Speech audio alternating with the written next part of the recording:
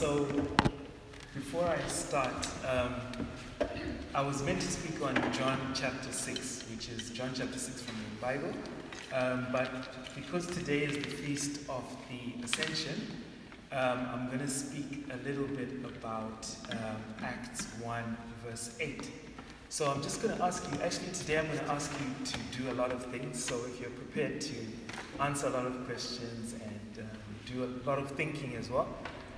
So one of the first things I'm going to ask you to do is to imagine that you are one of Jesus' disciples at the point of the ascension. So Jesus is about to leave and he's giving you all these final instructions. So as part of that, I'm going to ask you all just to close your eyes and I'm going to read a verse from Acts chapter 1. So again, picture yourself as one of the disciples. You're standing there and Jesus is going back to ascending. So I'll read this. If you just close your eyes and I'll say, Acts chapter 1 verse 8. But you shall receive power when the Holy Spirit has come upon you. And you shall be my witnesses in Jerusalem and in all Judea and Samaria and to the end of the earth. I'm just going to read that again. But you shall receive power, and when the Holy Spirit has come upon you, and you shall be my witnesses in Jerusalem and in all Judea and Samaria and to the end of the earth. Okay, so again, that was Acts chapter 1 verse 8. I think it was read today as part of the readings. The other thing I'm going to ask you to do, I'm going to ask you all a question. You don't have to answer it now, but just keep it in mind because I'll ask you the same question later on. So the question is, what time did you go to sleep, whether it was yesterday or today in the morning? And then the second one is, what time did you wake up? So how many of you actually remember that? So what time you went to sleep or went to bed and what time you woke up? So just keep it in your head, keep it in your mind, if you remember, that is. So the talk today is on John chapter 6, verse 1 to 15. So it's not the whole of John chapter 6, it's just John chapter 6, verse 1 to 15. So I'll just read it out briefly. So John chapter 6, verse 1 to 15. After these things, Jesus traveled across the Sea of Galilee, which is the Sea of Tiberias, and a great multitude was following him, for they saw the signs that he was accomplishing toward those who were infirm. Therefore Jesus went onto a mountain, and he sat down there with his disciples. Now the Passover, the feast of the Jews, was near. And so when Jesus had lifted up his eyes and had seen that a very great multitude came to him, he said to Philip, "For where should we buy bread so that these may eat?" But he said this to test him, for he himself knew what he would do.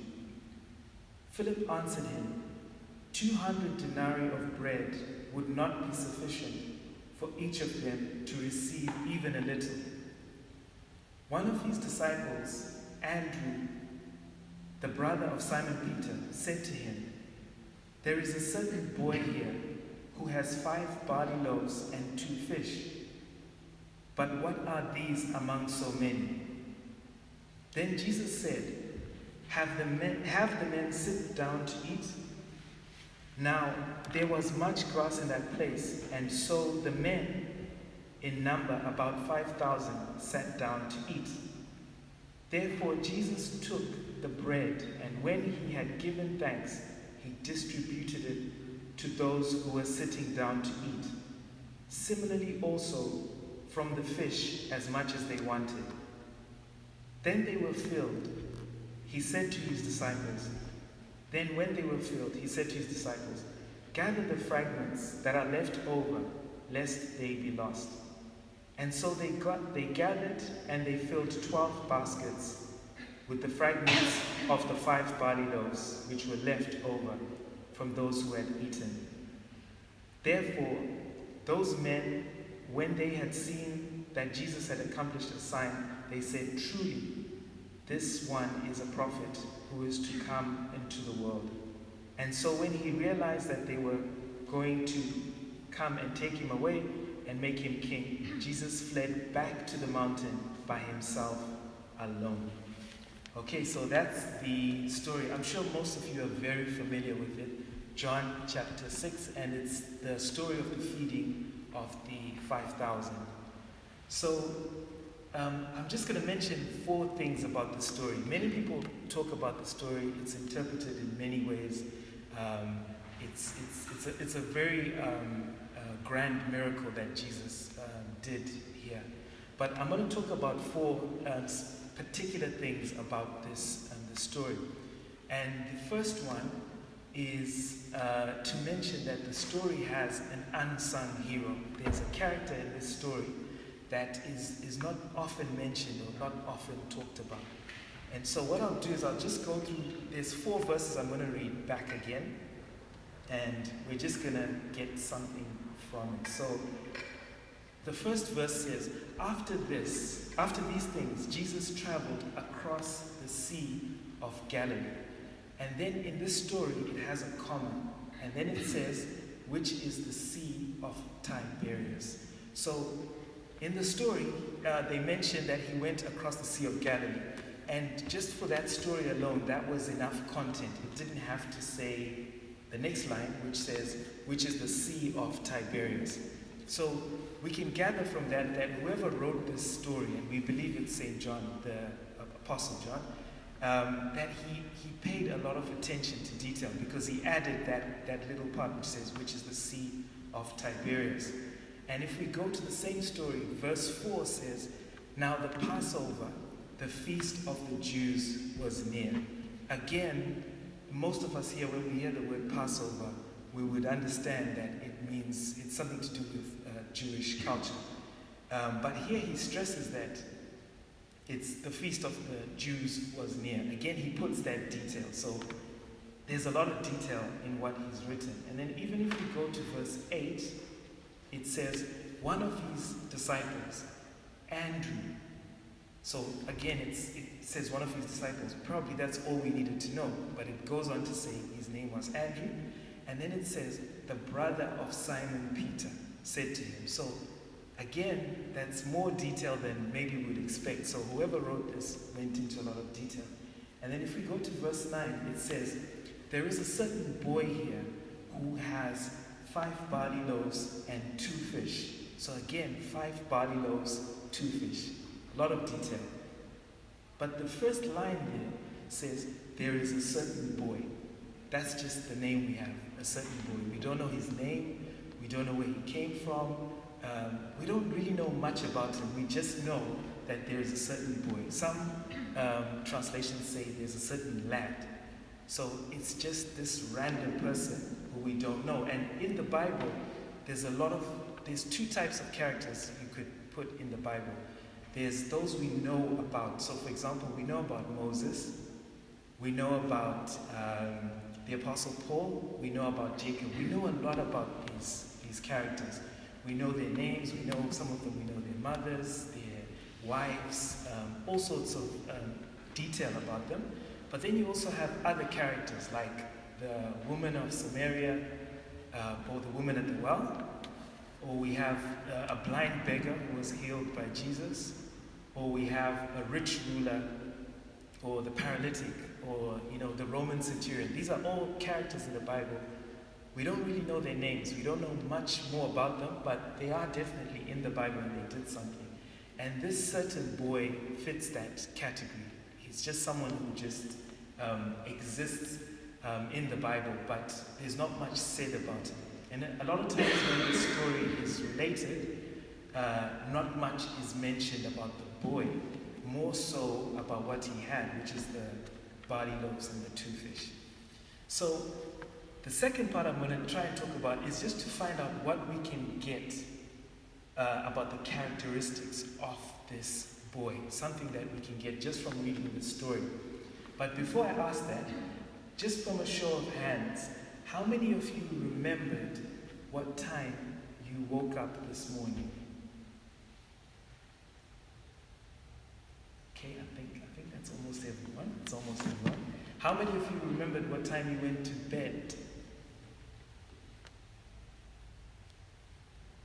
Okay, again, quite a number of you. So I'm going to ask you another question, sort of related to this.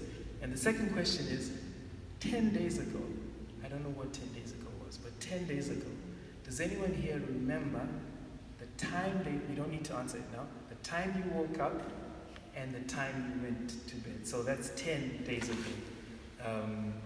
Some of you can calculate what 10 days ago is. I haven't been able to, but just to remember those two questions, I'll ask that same question again.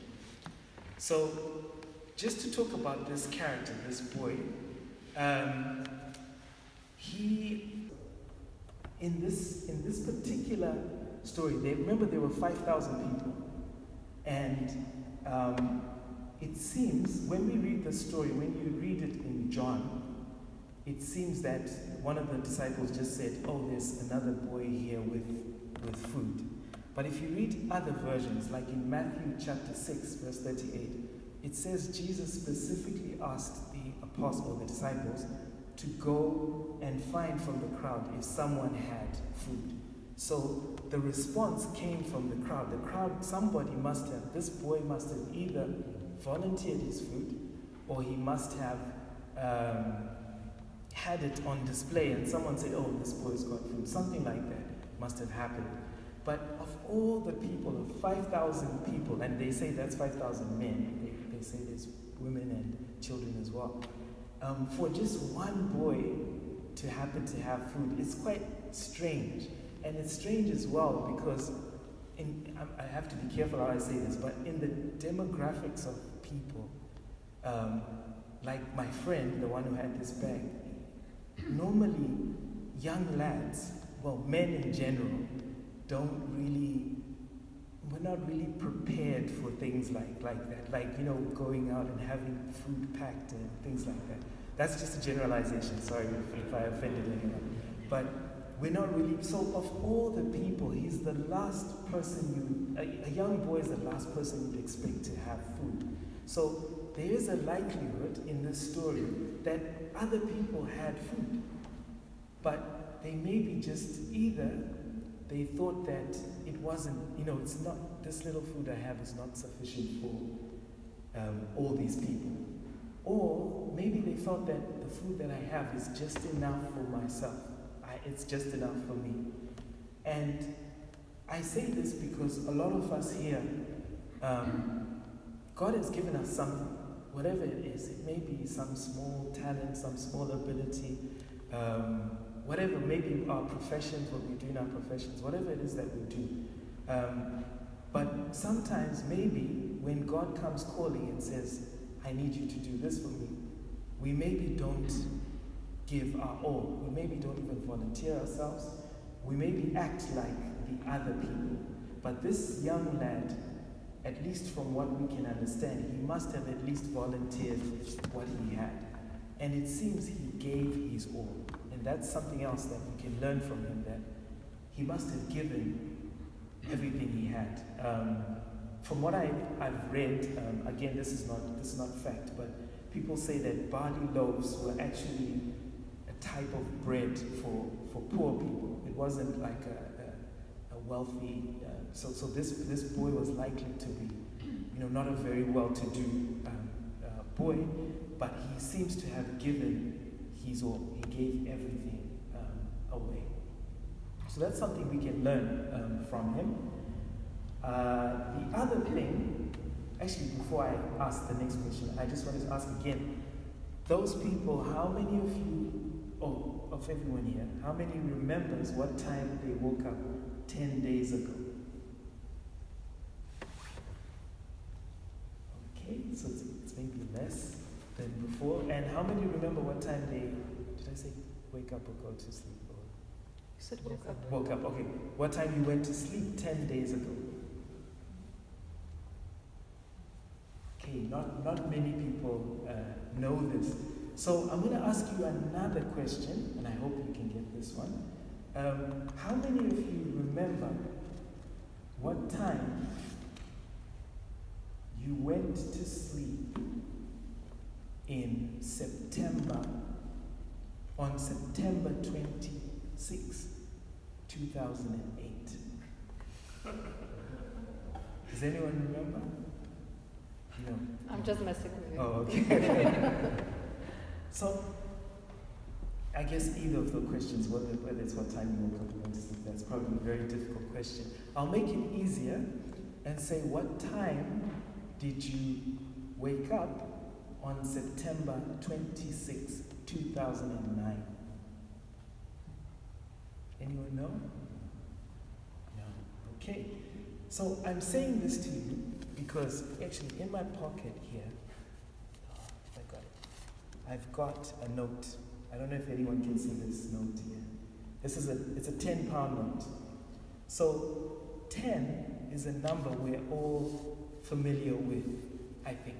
You know, we all have 10, what do they call them? I know we've got 4 fingers and 2 now, but it's 10 digits or something. Yeah, 10 digits. So 10 it's a number we're very familiar with. If I asked you, you know, what you did 10 hours ago, you might remember, or you have an idea what 10 hours looks like or what it seems to be. 10 days may be difficult, but you kind of know what 10 days is. So from a scale perspective, we understand the number 10. We understand certain numbers pretty easily. But when I asked you about September 2008, 20 September something, that's exactly 5,000 days ago. So again, the number 5,000, the scale of it, I think most people find it very hard to understand what 5,000 is. I also asked you May 26, 2008. That's 13 years ago. But just to make it, you understand, 5,000 days is about 13 years.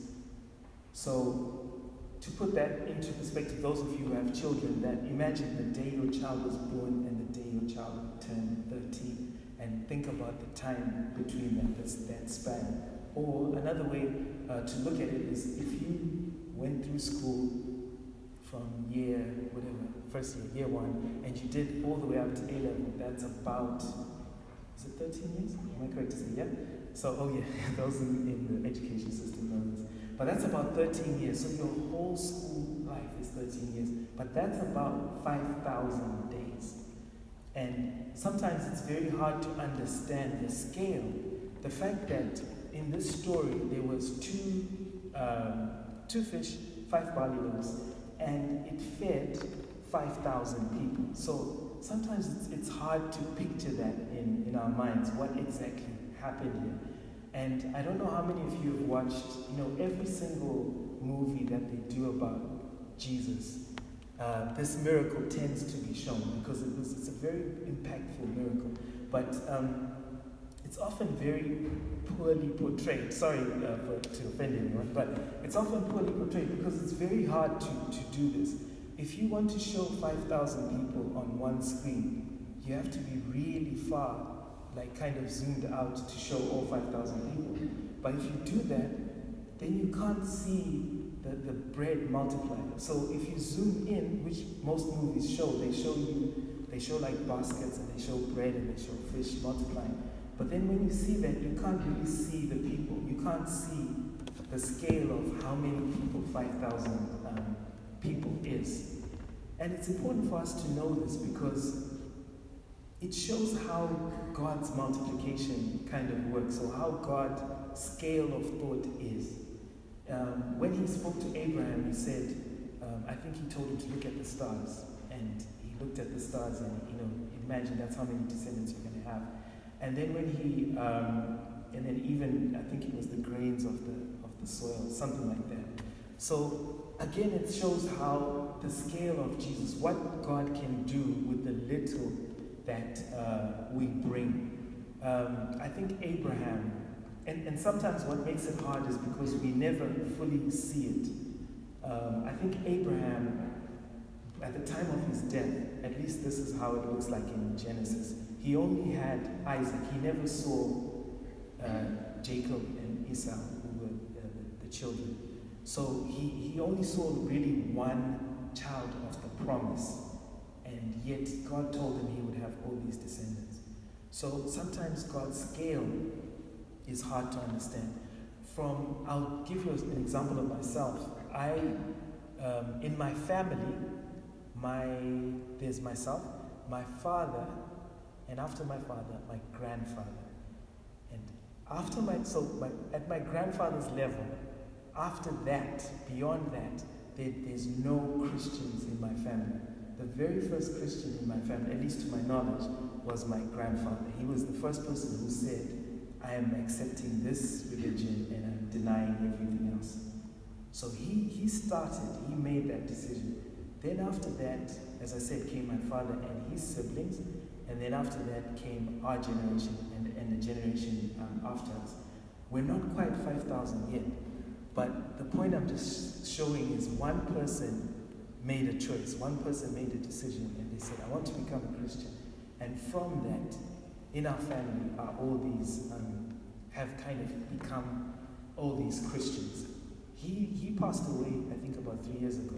So again, he hasn't seen the full scale of what God is going to do from his choice. He may never see it, but God is doing that multiplication. And I think it's important for us all here as well to know. Sometimes we feel the efforts we make. You've all come here today. I'm sure some of you have come from work. You've been doing different things, and it looks like we're doing. It looks like we're doing nothing, or it looks like the impact of what we're doing may be small. But God can take the little that we do, just the two, 2 fish and 5 loaves. He can multiply them and make them more than what we anticipated. So I'm just trying to remember what else I had. Oh yes, sorry. So that's the third point. The fourth point I just wanted to talk about was how God rewards us. And this is just a brief point, but in the story, it says that they had to gather up the fragments. And it says that everybody ate until they were full, until they couldn't eat no more. And they still had all these fragments that they collected, and they gathered together to, after everyone was full. And the story here is that this lad, or this boy, gave his all. He gave everything he had, but we can assume that he was one of those who ate from this meal, from what he gave. And he not only ate, but he ate maybe more than he had anticipated. He didn't lose anything. And sometimes as Christians, when we're called to service, or God may call us to do something, we feel like we're losing out. We feel like, I'm spending time, maybe you're spending money, maybe you're spending whatever. It's taking, and it's making an impact on yourself. But God does reward. We work for a God who rewards. And his reward is often, I won't say it's always, but it can be much greater than what we give. It's often going to be greater than what we give or what we install. So, let me just see if it's, just check something. Okay. Yeah, so those are the main things I just wanted to talk about from John chapter 6. And I'll just summarize them quickly. That the first one was just the fact that there's an unsung hero in the story. And the unsung hero is this lad, this boy. Even though he's not named, we can learn certain things about him. But the fact that he's not named, sometimes it also means that we can put ourselves in his place, in his position, and we can learn from what he did and also relate to that. The other thing that we spoke about was about let's make sure I've got it. Yes, that he gave his all. He gave everything he had. Whatever it is that we have, that God may have given us, maybe he's calling us to give the small, the little that we have. And also the fact that there were others. We can assume that there may have been other people there who had food, but maybe for whatever reason they didn't bring themselves forward. And the third thing we can see here is about the scale of 5,000. And I was trying to show you that it's very hard for us to understand 5,000, what it means. As a number, it's very hard to understand or to memorize it. The length of 5,000. And then the other thing was that God will reward us for our efforts and the things that we do.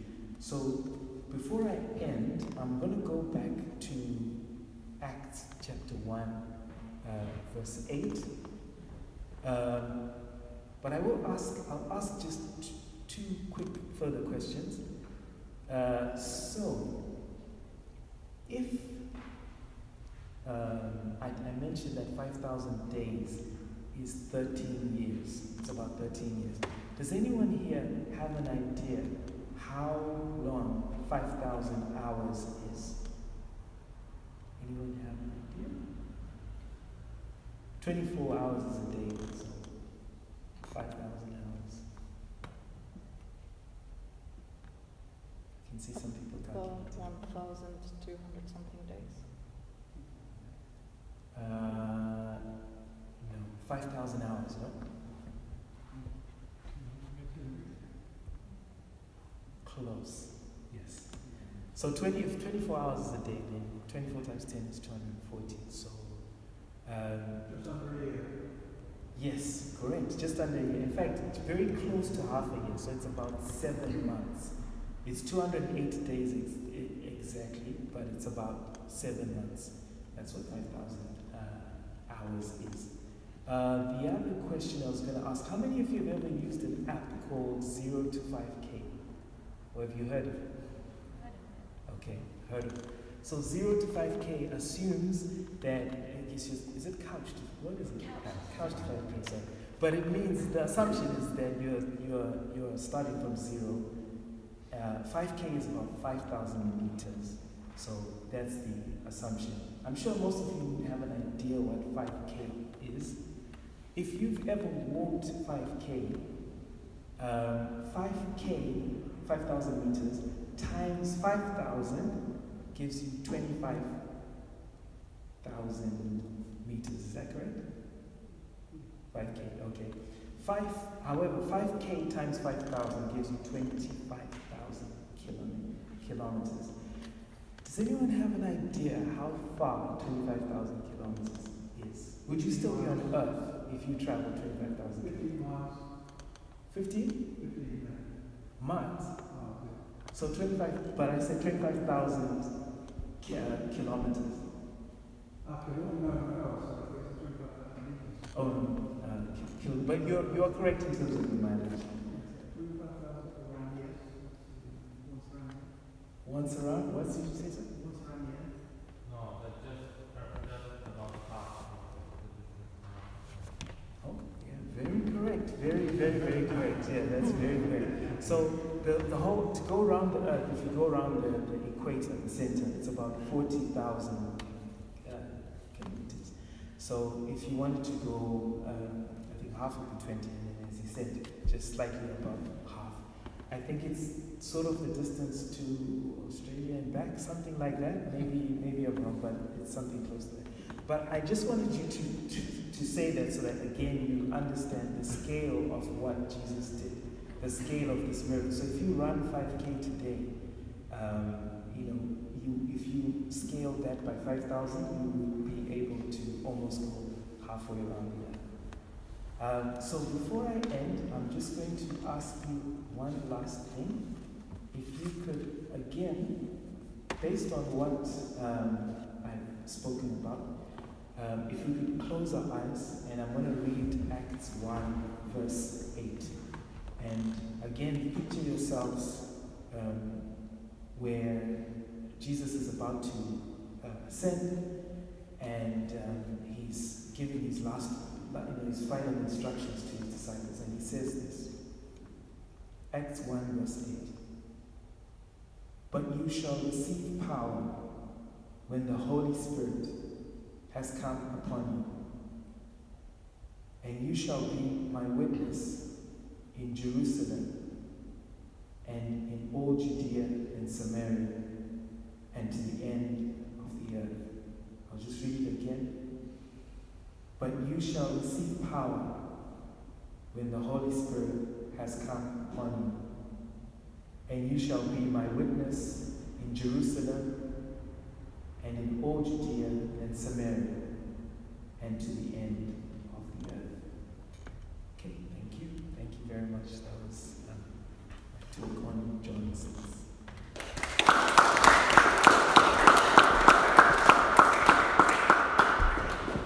Thank you, Pfuma. I think we need to give you